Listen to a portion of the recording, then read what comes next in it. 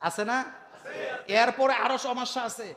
এই মহিলা নিজে তো নিজের তালিমের নামে নিজের ঘরের দায়িত্ব পালন করেই না, যেই ঘরে যায় ঢুকছে ওই ঘরের লোকদেরকেও দায়িত্ব পালন করতে দেয় না।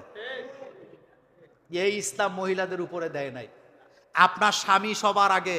রাসূলুল্লাহ সাল্লাল্লাহু আলাইহি সাল্লাম বলেছেন, নারী আল্লাহ ছাড়া কাউকে যদি সেজদা করা জায়েজ থাকতো, নারীদেরকে বলতাম তারা যেন তাদের স্বামীদেরকে সেজদা করে। সুতরাং মহিলারা বাইরে যেয়ে তালিম দেওয়ার চাইতে কোটি কোটি গুণ বড় ফরজ হলো ঘরের ভিতরে দায়িত্ব পালন করবে। সে পর্দায় থাকবে, সে স্বামীর খেদমত করবে, ছেলে মেয়ের দায়িত্ব পালন করবে, সংসারটা দেখে রাখবে, স্বামীর সম্পদকে পাহারা দিবে। এটা হলো একটা নারীর উপরে ফরজ ফরজ ফরজ। ইজা সাল্লাত খামসাহা ওয়া সামাত শাহরাহা ওয়া আহসানাত ফারজাহা ওয়া আতাত বালাহা